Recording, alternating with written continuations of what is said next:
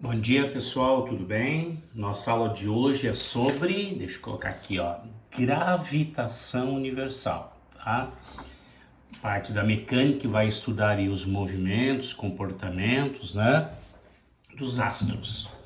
E para a gente falar de gravitação universal, temos sempre que lembrar dos dois modelos.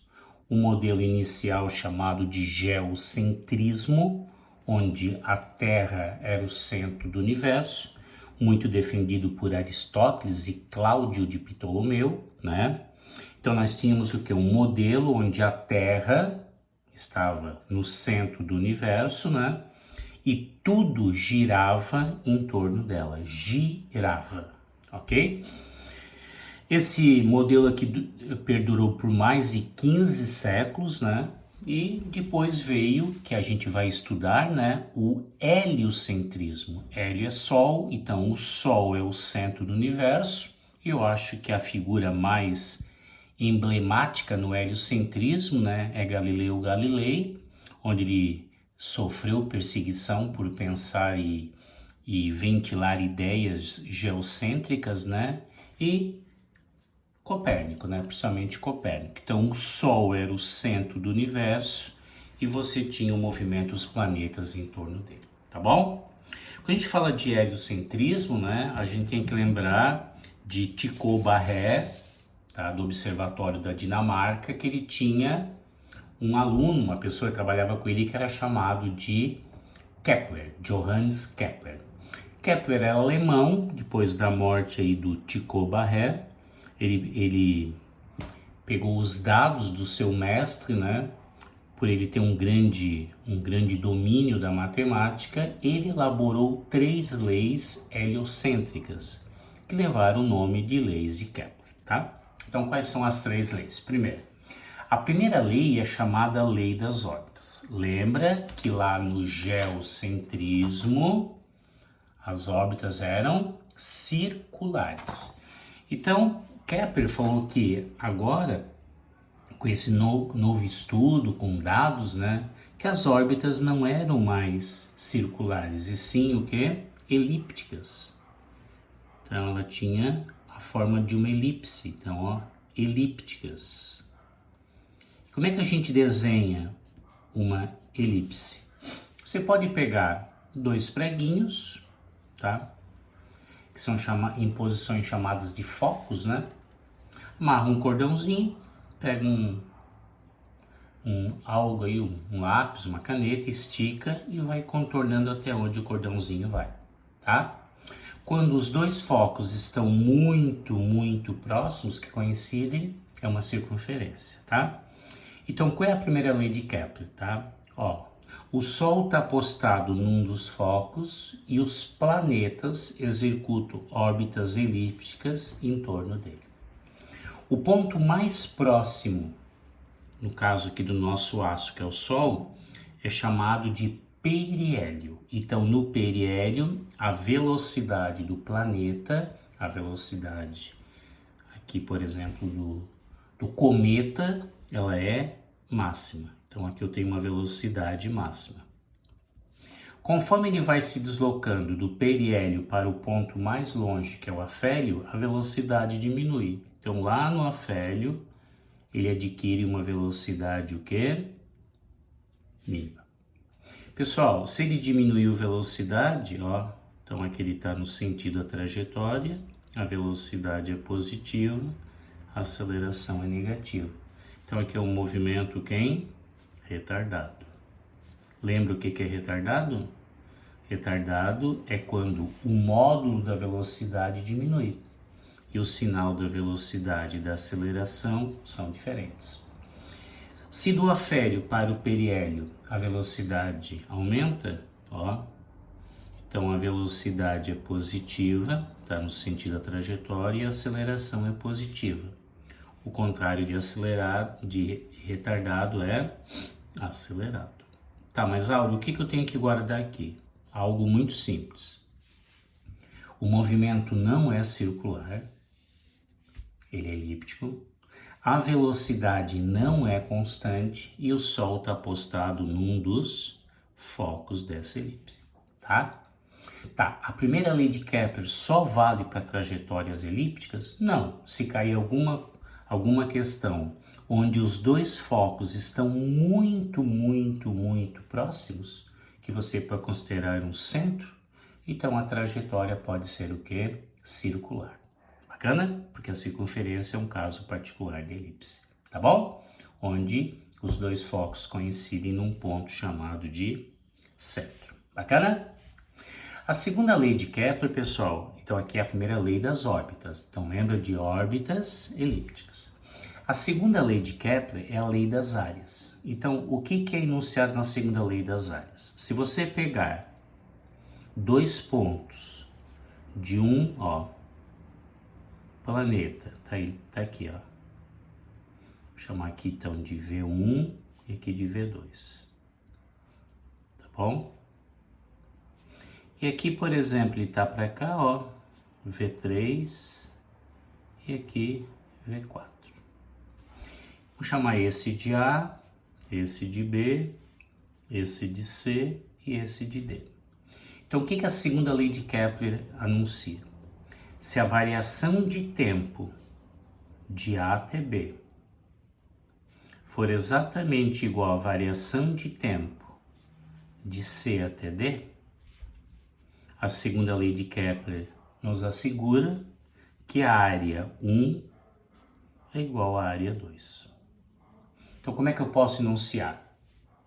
O raio vetor, e quem é o raio vetor? Pessoal, o raio vetor, ó, é esse segmento imaginário que liga o planeta ao Sol. Então, esse ponto aqui é chamado de, raio vetor, tá? Então, o raio vetor, ele varre áreas iguais em intervalos de tempos iguais. Então, aqui, o planeta tem uma velocidade maior, porque ele está perto do periélio, né? E aqui ele tem uma velocidade menor.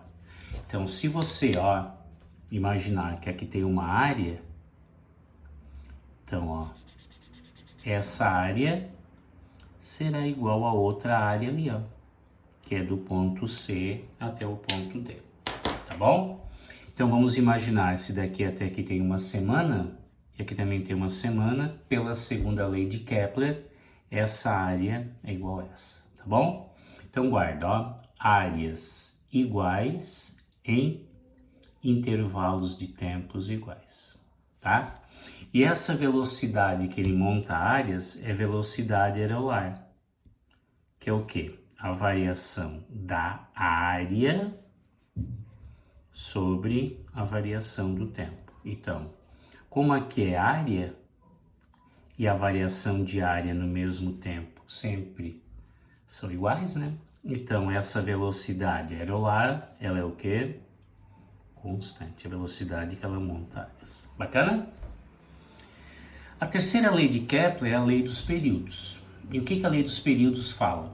Que, o período de translação de um planeta ao quadrado sobre o raio médio elevado ao cubo é uma constante, ok? Então, olha só, se você pegar, então aqui, quem seria aqui o período? O período seria o intervalo de tempo para um planeta dar uma volta, por exemplo, em redor do Sol, nossa estrela-mãe, né? Então, se eu pegar o tempo que Mercúrio demora para dar uma volta em redor do Sol, que a gente chama de ano, e levar ao quadrado, e pegar o raio médio de Mercúrio ao Sol e levar ao cubo, isso vai dar um número. Esse número é igual a quê? Ao período de Júpiter, pelo raio médio de Júpiter, ao período da Terra ao quadrado, raio médio da Terra ao cubo, tá? O padrão é sempre o quê? Anos terrestres, tá? Então guarda assim, o menor período que nós temos, quem está mais perto do Sol, é Mercúrio.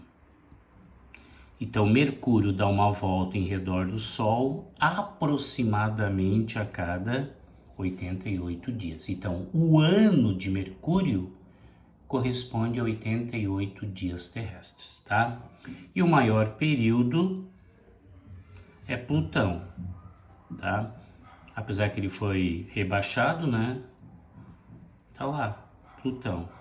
Plutão era o planeta mais longe da Terra, né? Do Sol. Então, automaticamente, ele vai gastar o quê? Mais tempo, porque a distância, o raio médio de órbita é maior. Plutão gasta 248 anos terrestres. Então, cuidado, aqui é 88 dias terrestres e aqui é mais ou menos 250 anos terrestres. Bacana? Tranquilo? Então, gente, anota aí, ó. Primeira lei de Kepler é a lei das áreas, a lei das órbitas, segunda das áreas dos períodos. Deixa eu grifar aqui para vocês, ó.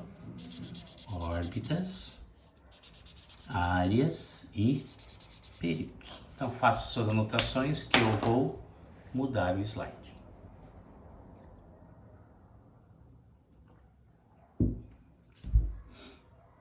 Tudo bem?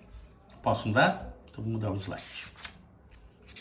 O segundo tópico fundamental, pessoal, é a lei da gravitação universal de Isaac Newton, tá? Então, o que Newton fala? Que quando eu tenho um planeta, tá? Ou um corpo de massa m, e eu tenho um outro astro de massa mzão, aqui sempre haverá uma força atrativa. Então aqui é F, aqui é menos F. Tudo bem? Então, quando você tem eletrostática, cargas e mesmo sinal se repelem. Sinais contrários se atraem. Lá tem forças atrativas e repulsivas. Aqui, na lei da gravitação universal, eu sempre tenho uma força atrativa. Então, essa força aqui, ó, que é a força, por exemplo, que o Sol atrai a Terra, ela é dada em newtons. O G é uma constante, chamada constante de gravitação universal. Escreve, ó. Então, é uma constante de gravitação universal, tá? E essa constante, qual é a unidade dela? Ó? É newtons, tá? Qual é o valor dela? É 6,6, 10 na menos 11, tá? Pode ser 6,7, tá? Não briga por causa de uma casa decimal. Aqui é newtons, metro vezes metro dá metro ao quadrado, sobre quem? Quilograma vezes quilograma dá quilograma ao quadrado.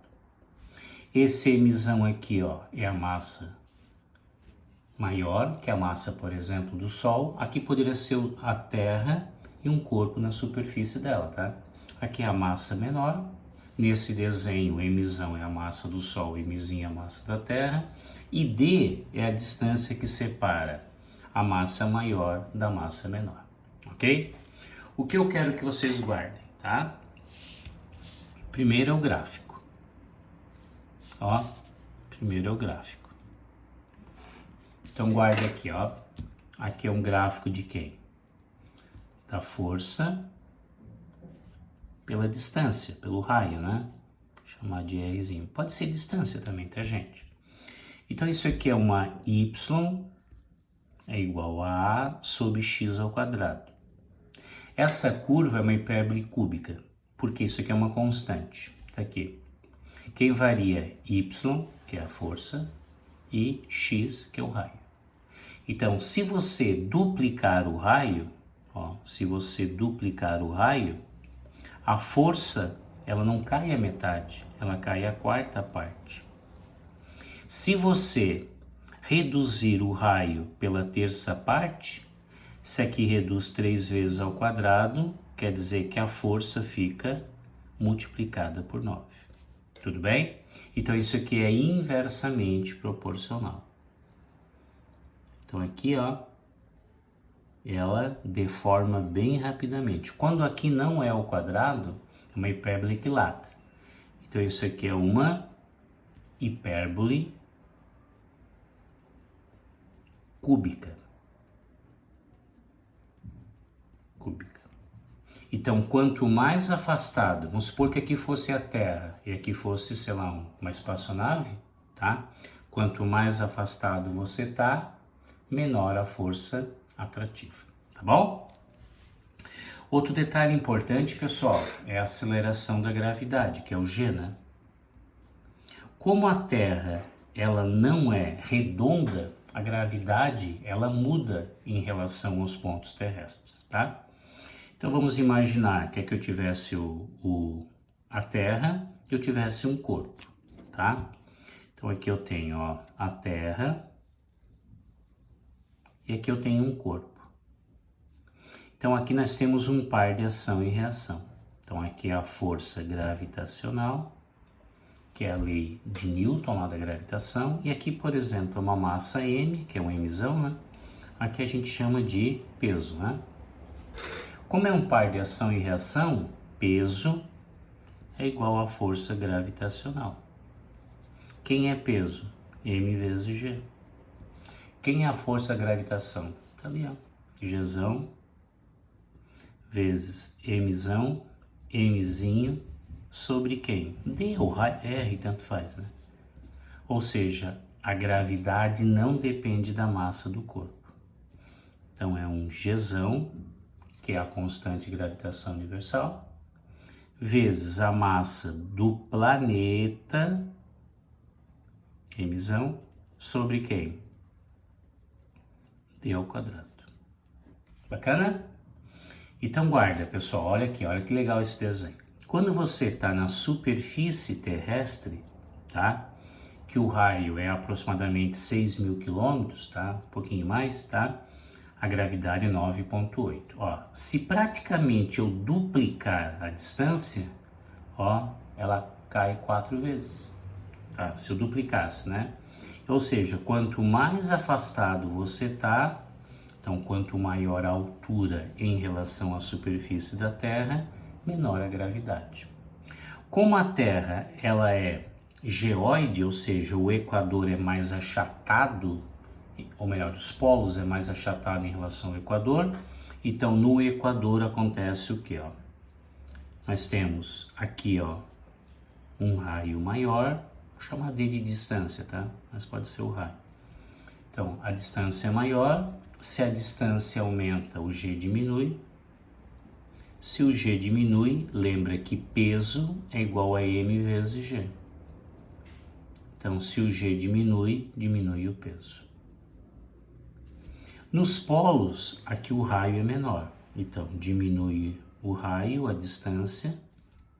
Consequentemente, ó, aqui, pessoal, ó, diminui, ó, a distância, o raio, né? Aumenta o G. Se aumenta o G, aumenta o peso. Então acontece o que, ó? De uma determinada massa nos polos e no equador, tá? Muda o G. Se muda o G, o peso muda também. Bacana? Tranquilo? Então anote com carinho aí pra gente mudar o slide.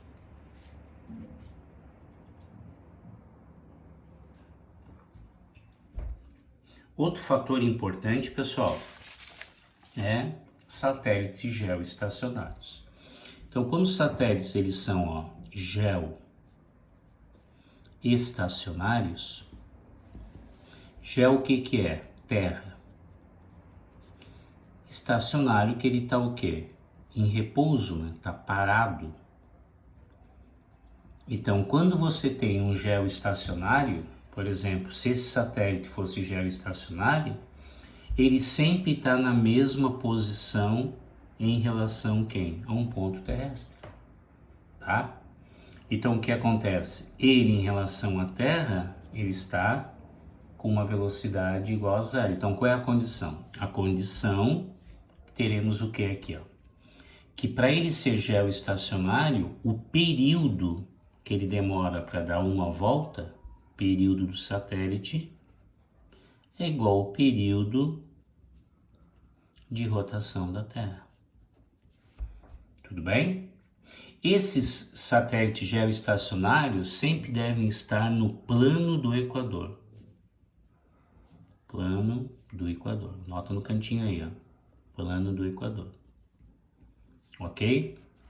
E nós temos um famosinho lá em cima, que é a ISS, né? A Estação Internacional lá de Pesquisa, né? Onde vários países contribuem, né? Ela não é geoestacionária, ó. Ela não é geoestacionária. Por quê? Porque ela não acompanha o período da Terra, não é geoestacionária. Bacana isso aqui para cá, tá? Ela dá uma volta aproximadamente a cada 90 minutos. E a Terra demora o quê? 24 horas para dar uma volta. Tudo bem? Então uma coisa que é importante, tá, pessoal? Aqui, ó, deixa eu botar uma formulazinha para vocês. Aqui nós temos o quê? Uma resultante centrípeta, né? Que nesse caso é a lei da gravitação universal de Newton. Quem é a resultante centrípeta? Que é a massa do satélite. Então é mv ao quadrado sobre essa distância, vamos chamar de d, é igual a quem, ó? Gzão, mzão, mzinho sobre quem? D ao quadrado. Corta esse com esse, corta esse com esse. Então, v ao quadrado é gzão vezes a massa do planeta sobre d. Como aqui está o quadrado, então v é a raiz quadrada de gzão, que é a constante de gravitação universal, massa do planeta, se for o caso aqui a Terra, sobre d. Então essa é a velocidade do satélite. Bacana?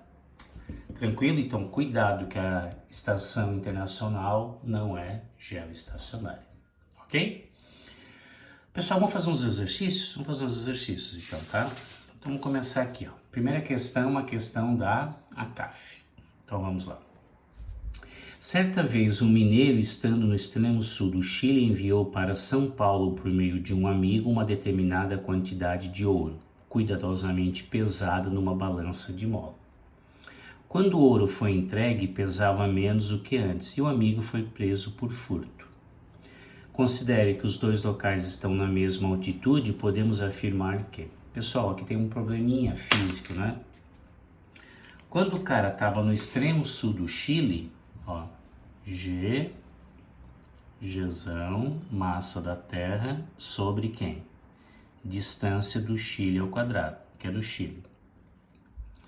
Quando ele foi para São Paulo, não mudou o Gzão, não mudou o m, aqui é a distância de São Paulo ao quadrado. O problema é que lá no Chile, o raio lá embaixo, nos polos, é menor e o g é maior. Como foi pesado, m vezes g. Então, ó, na hora que eles pesaram o ouro, né, o g era muito elevado, o peso grande. Partindo do princípio que a pessoa seja idônea, né, em São Paulo, ó, o raio é maior, o g é menor. Então, o peso em São Paulo, ele ficou menor, que é São Paulo. Por quê? Porque a massa, claro, a pessoa é idônea, né? Nunca mudou. Então, qual é o problema? A prisão foi injusta, fisicamente falando. Então, a prisão foi justa? Não, injusta. Injusta, pois a aceleração da gravidade é menor no extremo sul do Chile, não é menor, é maior. Justa? Não. Injusta, pois a aceleração da gravidade é maior no extremo sul do Chile. Tá bom? Então, qual seria a solução? Densidade é massa por volume. Tu tem a densidade do ouro, tinha um certo volume e determinava uma certa massa. Tá bom? Dá pra gente fazer mais uma. Vamos lá? Questão da UFSC. 2. Dois planetas descrevem órbitas elípticas em torno do Sol. O quadrado do período de revolução do primeiro é 8 anos ao quadrado. E sua distância, vou chamar de RA, é a metade do outro. RB sobre 2. Sabendo que ambos obedecem às leis de Kepler, qual é o período do segundo planeta? Qual seria o período, tá? Então, usando a terceira lei de Kepler, a constante do primeiro planeta é igual à constante do segundo. Então, TA ao quadrado sobre quem? RA ao cubo é igual ao período do segundo que ele pediu sobre quem? A distância do segundo ao cubo. Isso aqui tudo ele falou que era 8. O RA ele falou que era metade do outro. Só cuidado que isso aqui é o cubo. Isso aqui eu quero saber. E aqui é quem? RB ao cubo. Agora estamos com duas variáveis. Calma que a gente já resolve. 8 sobre quem? RB ao cubo sobre 8, 2 ao cubo, é igual a quem? TB ao quadrado, que é o período do segundo, sobre quem? RB ao cubo, tá? Multiplica cruzado. Então ficou quem aqui, ó? Ficou isso vezes isso, então fica 8RB ao cubo é igual a quem? RB ao cubo sobre 8 vezes TB ao quadrado. Corta e corta. 8 ao quadrado é igual a TB ao cubo. Corta e corta, né? Ou raiz de 64 é 8. Então, TB será quanto? 8 anos. Ok? Auro deu o mesmo valor. Não deu, tá? Aqui o período já é 8. Aqui é o período ao quadrado que é 8. Teria que tirar a raiz daqui. Resposta, 8. Tá bom? Deu, gente. Agora vocês fazem os exercícios aí da apostila e até a nossa próxima aula. Uma boa semana para todos vocês. Beijo. Tchau, tchau.